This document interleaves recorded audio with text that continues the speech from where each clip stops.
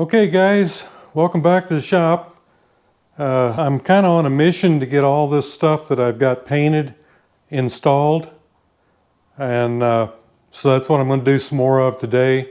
We're going to work on the 125 MX, get the rear fender on it, maybe the seat on, just kind of the same thing we did with the AT-1 to CT-1, and I've got another project that I got the okay on. That's the CT1, or actually it's a CT3, I think, the red one that you'd probably seen before. So we'll be delving into that pretty soon to find out what is exactly going on. But right now we're focused on the 125 MX, and let's get to it. All right, got all the stuff put on there, I think.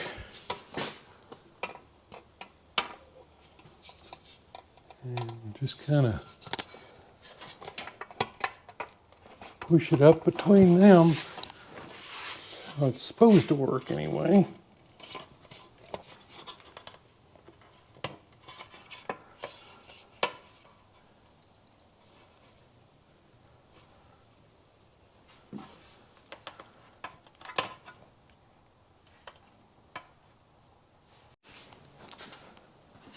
Okay, I think we got it all lined up here. Put a little soap and water on our little nuts that go in the back here.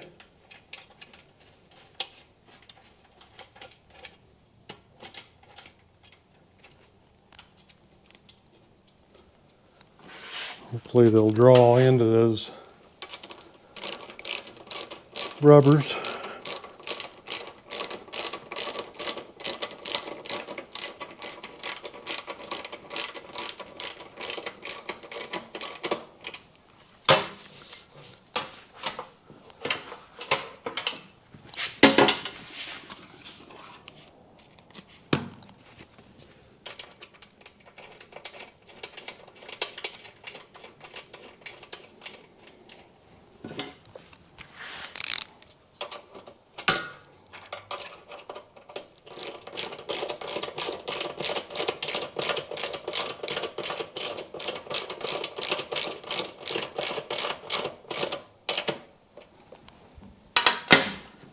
Alright, and then we've got the two up front. I've already got them started. This is the one we modified. We filled up the taillight holes and took the wiring loom holder off. Just not going to need it for this one. I think the original ones they didn't do that with. They just, you know, it was all left on there. I don't think they're going to make a fender without it. Maybe they did. I don't know. I can't remember. Okay. So we've got that on, and we, like I say, we took the wiring loom holder off, filled in the taillights holes there.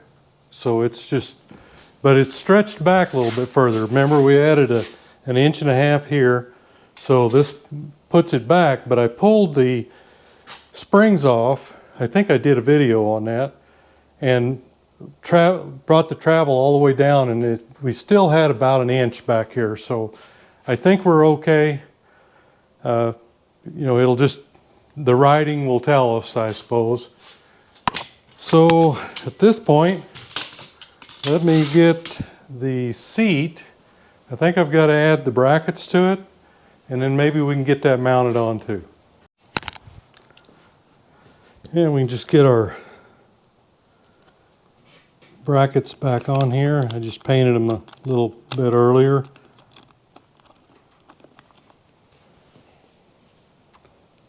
And some new hardware, of course.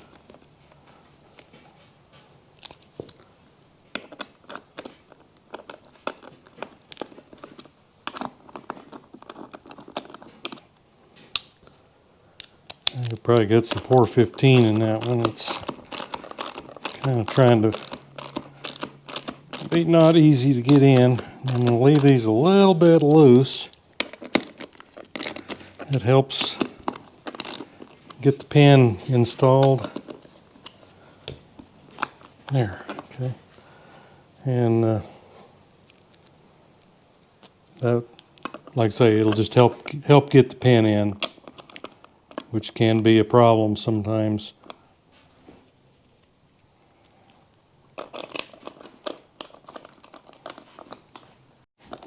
And we get our latch on here too. There we go. All right, let's see if we can get a pin in.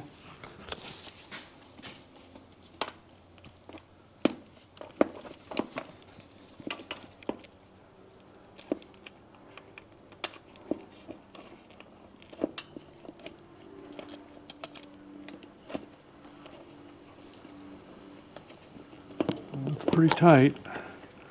I think maybe I need to come in from the front. Okay, that one's in.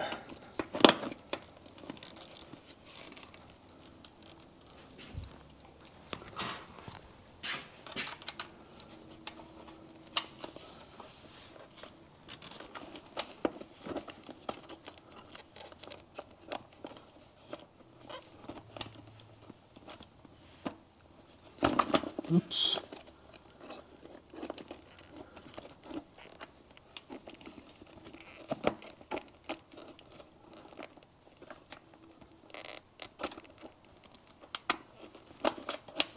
All right. We have to get a hammer and kind of persuade that one a little bit. Okay, got our pins in. I've just got to get the cotter keys in and finish tightening these up. And I went ahead and slipped the tank on. It doesn't have the rubbers under it, so it's probably not quite in the right location.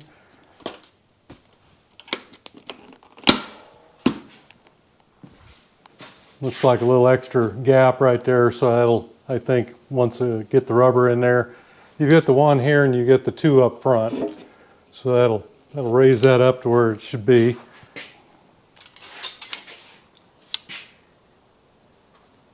I think it looks pretty good.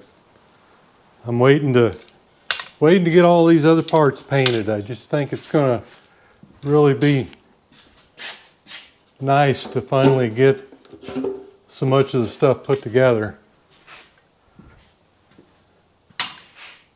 And then the bad thing is it'll probably all sit around here most of the winter because I won't be able to do anything, so it'll be too cold, too snowy to ride. But I think it's looking pretty good. I've still got some issues with this one. Had somebody ask me the other day about it, and when we were messing with the carburetor before, I don't think it's the carburetor. I think it's the CDI box. I'm not, I didn't put a tachometer on it or anything, but it revs up to about 2 grand, and that's as far as it goes. So there's something awry with the ignition system. I'm kind of thinking it's a black box. I've got another one. I've just got to get the connectors sorted out on it and give it a try. If that's not it, then it may be something in here that I didn't see when I was, making the backing plate and everything for it. So it may, we've got some more work to do on this. But right now I'm just wanting to get all these parts that I painted on, and then I'm going to try to get this other stuff finished painted. I've got some primer coming in, some sealer coming in Monday, and I have done some research on the plastic, and I'm going to give something they call a plastic adhesion promoter. I'm going to give that a try on that front fender and the front fender on the Suzuki. So we've got those yet to paint, and we've got the tanks and everything for the AT-1 to CT-1, all the green parts for it. And as of right now, I'm going to paint this one the candy apple, or candy Yamaha candy green also. But that'll be the only thing, just the tank on here.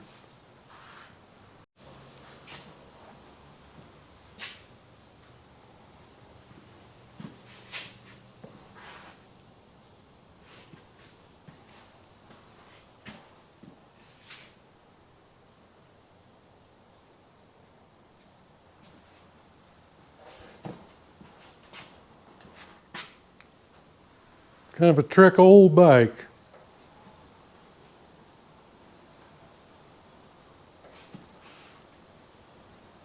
There's the AT-1 to CT-1. Just needing some paint done. Maybe next week, I don't know.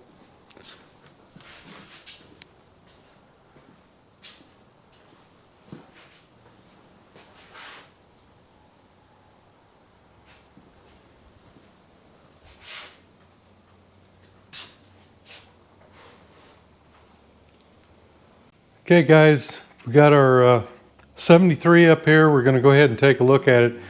If you remember right, when we started this thing up, oh, it's probably been over a month ago, month and a half, it was rattling pretty bad.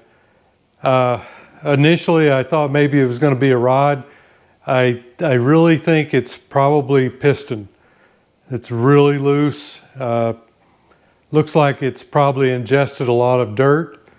So we're gonna pop the cylinder off. We're gonna take a look at it and measure it up, see where we need to go with it. He's given us the go-ahead to do what he wants to do to it, which is just to make it reliable and a safe vehicle to ride. So that's what we're going to do, and no more. Okay, some people have asked me what compression you need to have on one of these, and you know, to me anyway, compression's never been a real big indicator on these. You know, for number one, the factory manuals rarely that I've ever seen have ever specified what compression ratio should be, or not ratio, but the compression of the engine should be. But what I want to do with this one is we'll take a reading before we tear it apart, and then if I remember, we'll do it again after we put it back together and just see. But I've just never really worried about compression. It's usually seals where you lose your compression on a two-stroke, unless you've just, you know, annihilated the piston somehow or whatever. But anyhow, we're going to do it. I know a lot of people on YouTube, they stick a compression gauge in everything they get, and I think if you look at everything I've done, I never have done it. It just doesn't seem to be that important to the factory that they won't even put it in their manual. But we are going to try it and just see. You know, I really think that probably somewhere around 100 pounds should be enough. Some of them will have more.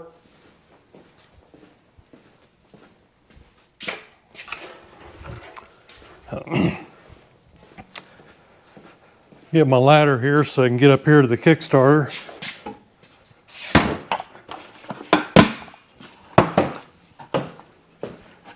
And we'll just we'll give the throttle full open.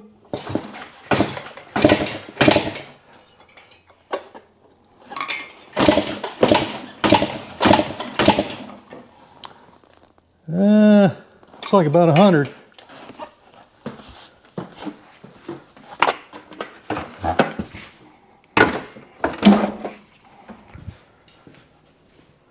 think. Oh no, I was upside down. It's about 85, looks like. Oh, wait a minute. I think it's going down on me. I think we must have a leak.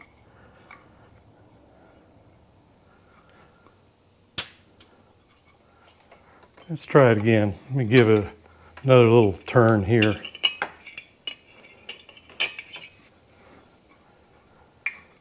That's how much I use the compression gauge.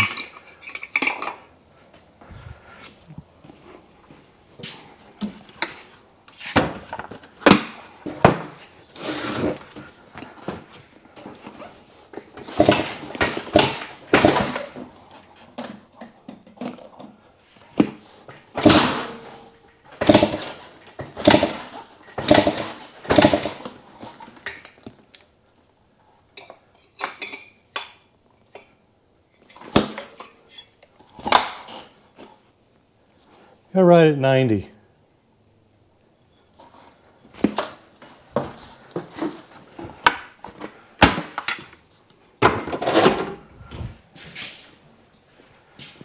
We know this one's seen better days.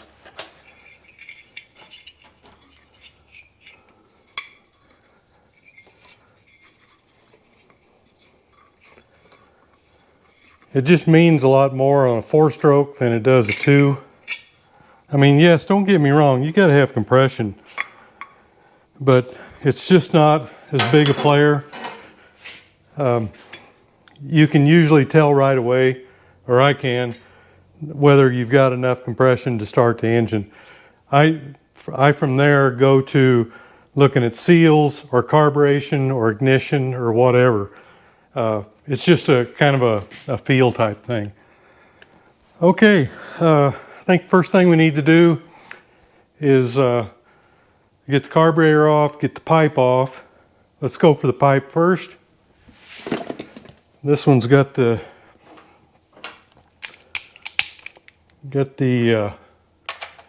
bolt underneath the seat here.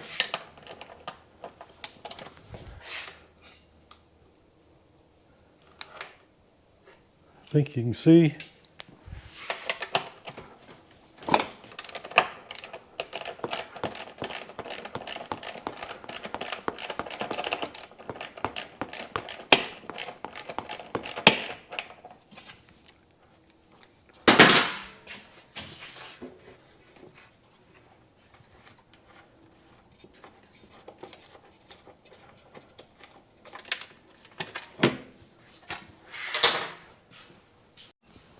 And then we've got our spring down here.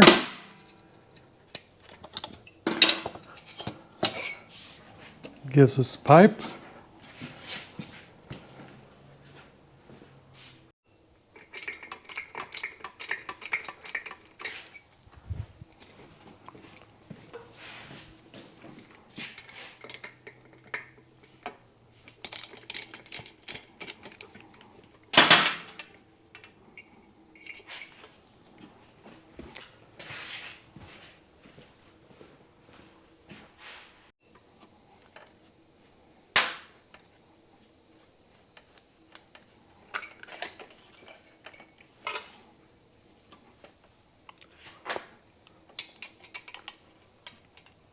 If you may remember,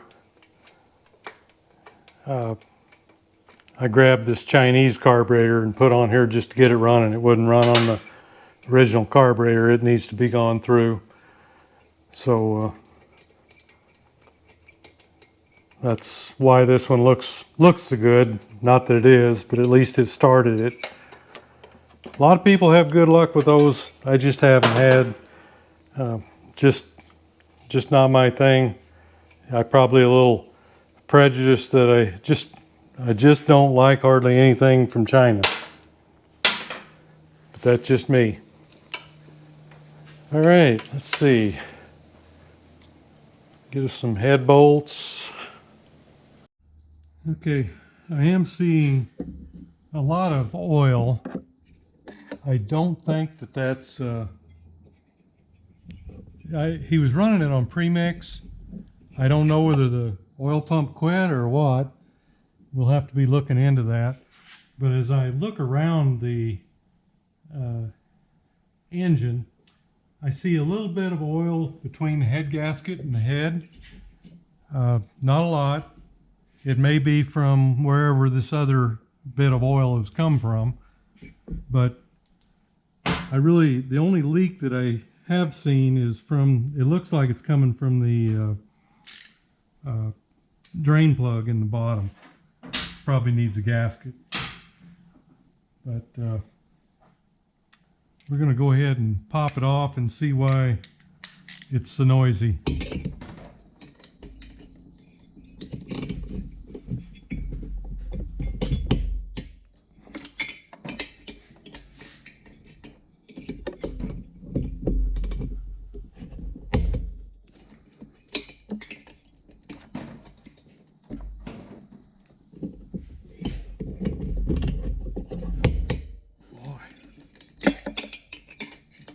I don't think it's ever been off.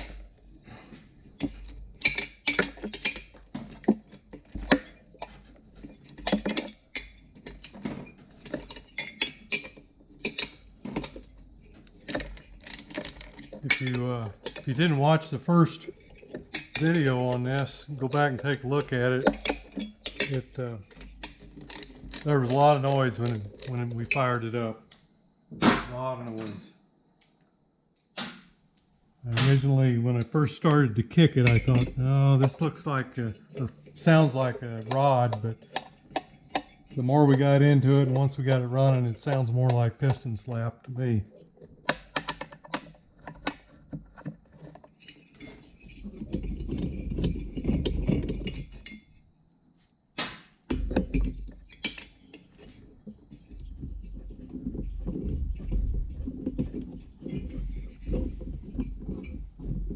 We shall see.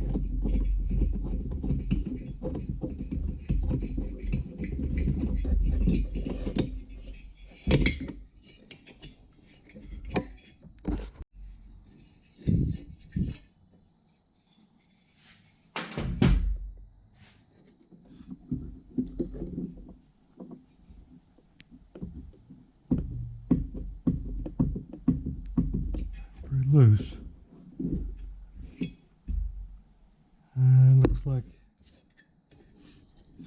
Looks like it is standard. I do see some, I don't know.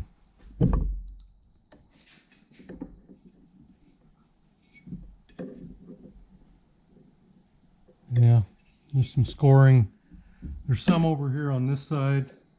I'll get you a little closer.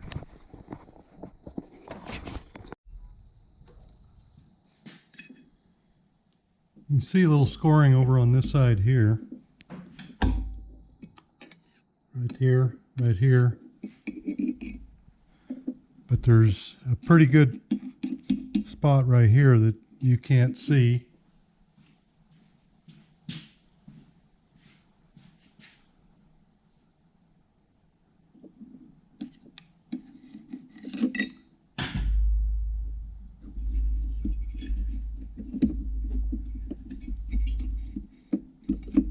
It's just really loose.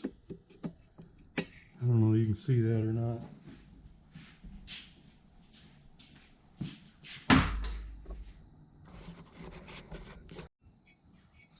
Okay, see if I can get in there and you can see quite a bit of play. So I think that's more than anything else the problem.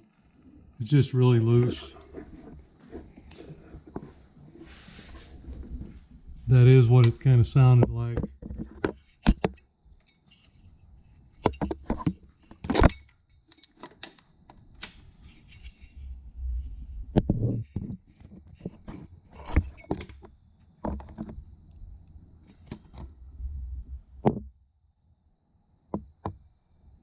So let's get it off, get her measured up.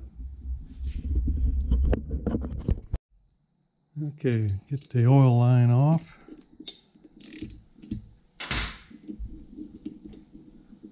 It looks like we've got plenty of oil there. I see You can see it's there. So I don't know why they were mixing it. Maybe they just thought they had to. All these cables are going to have to be replaced. They're just really in bad shape. So that's part of what we'll be doing also. Let's see here. Yep, she's loose.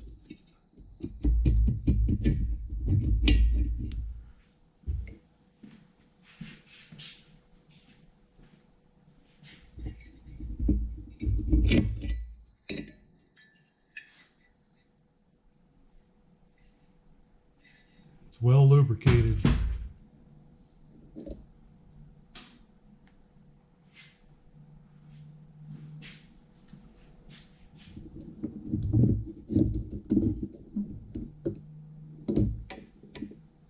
Rings are all free, but there's a lot of oil in there.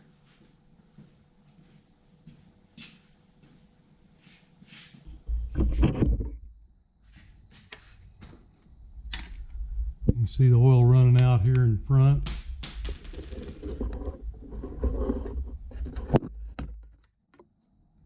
And it's really well lubricated down inside. So I think it's been getting a lot more oil than it needs.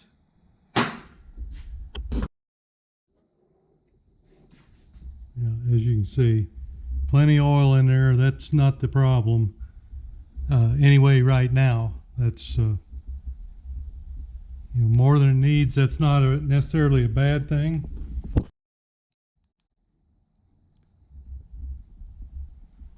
But I don't know why it was being pre-mixed. Rings are all there. They're free. I think it's just worn. Let me get some rags of stuff in there. We'll pull a pin and get the piston out.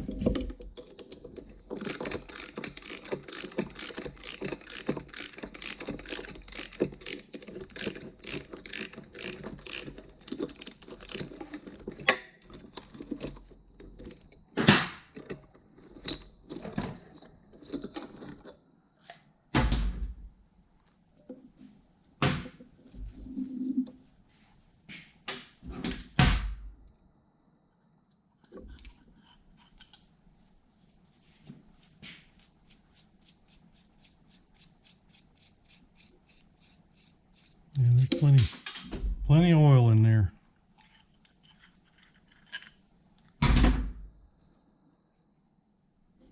Yeah, Everything looks good. Pin, bearing.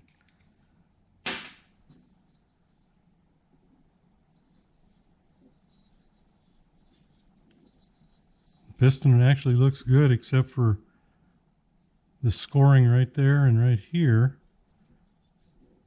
But I just think it's worn out. We're going to go ahead and get up to the bench and we'll do some measurements. Okay, let's take a look at this.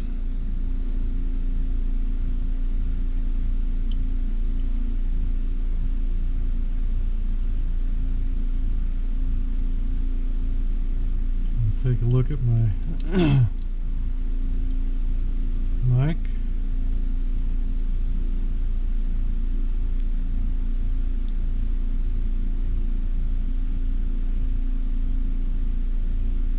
And I'm 0 with a 2-inch standard.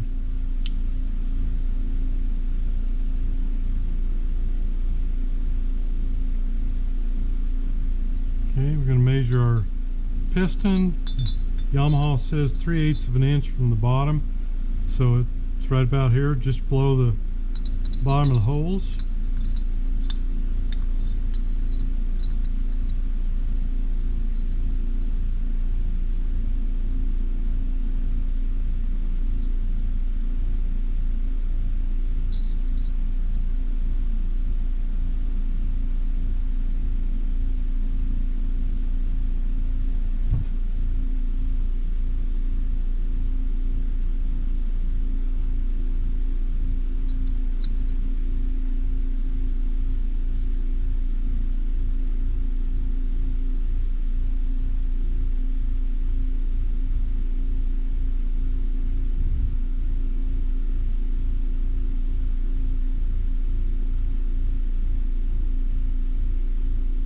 Okay, right there. And we're at 2596. 2596. Okay.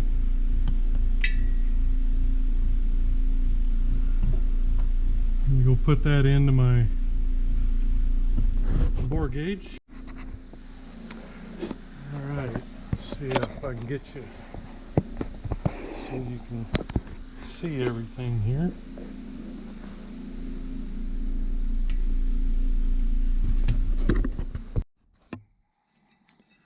All right.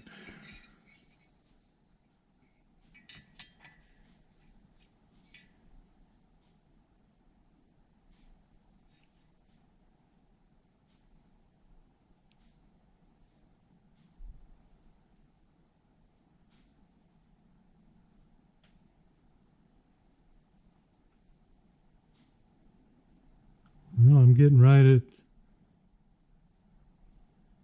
between 5 and 6 thousandths, so it's seen better days. There's 4 and 9/10 thousandths.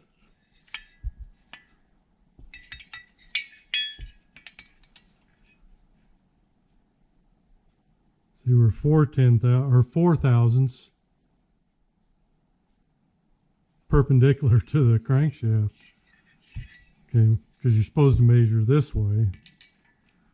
And right there we're at 5 and 4/10 thousandths.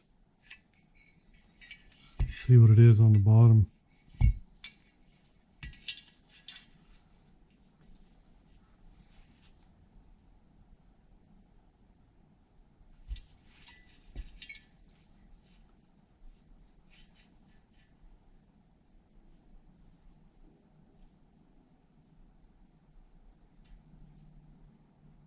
Yeah, see, we're about 2 down there.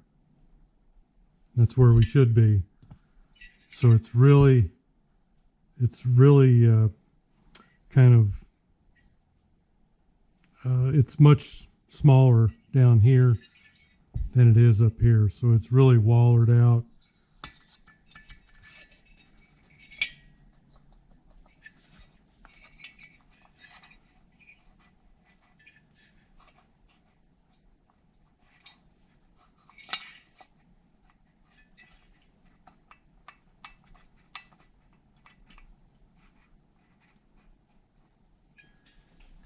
get you some more light here.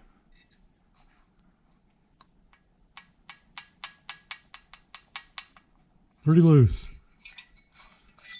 I just wonder what it is down there in that area. There's 6.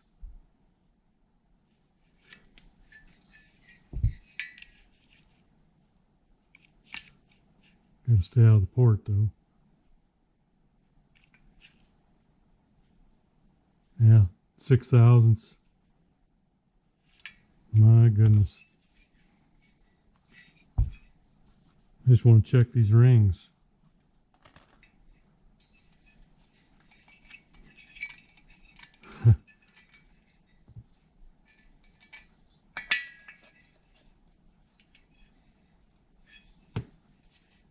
Holy smokes. Is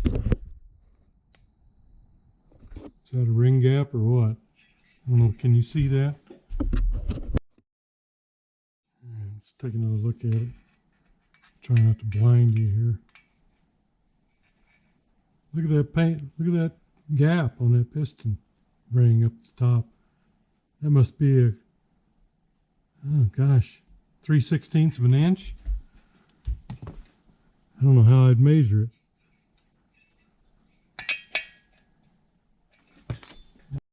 Well, not as bad as I thought, but this is a 3/32 drill bit, and it won't go in there, but it's pretty close.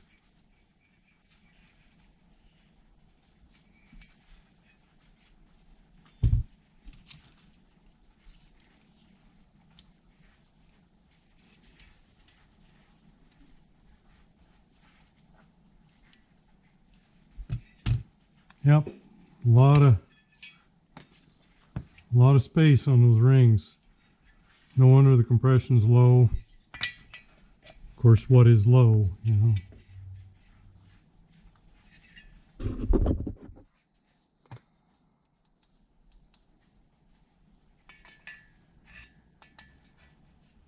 And there's your gap again. My goodness.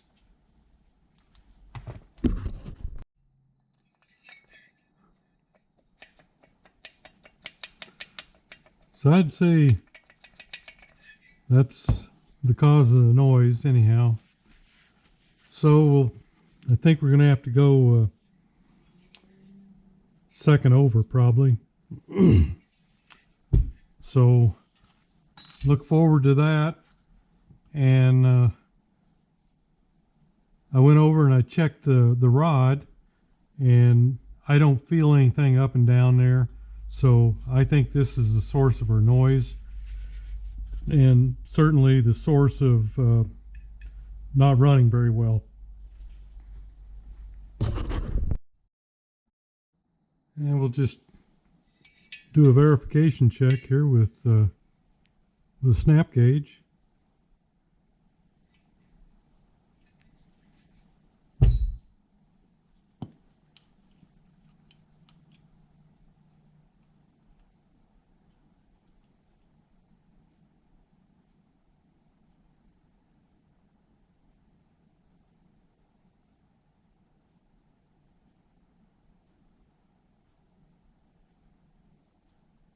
So we're at,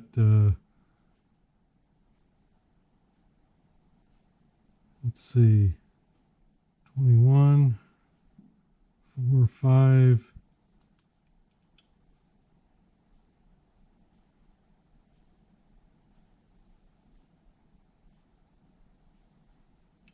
What do I do? Move it here. Let's see. Try it again. Yeah.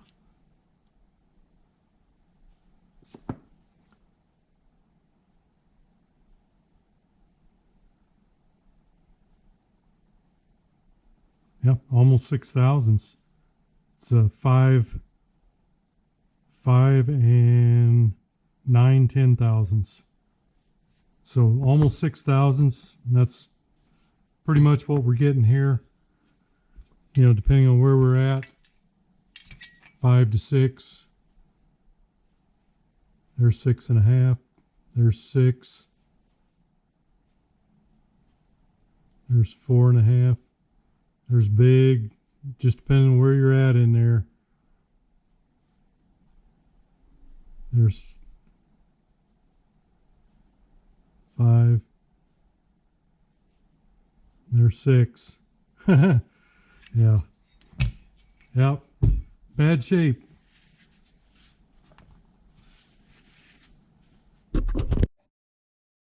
I just want to show you the head here. The gasket is still stuck to it. This is what I was seeing, all this oily mess here. And if you look up here, you can kind of see where oil is up along the gasket here. So it may be, it's probably going to need a lap job too. There it come loose.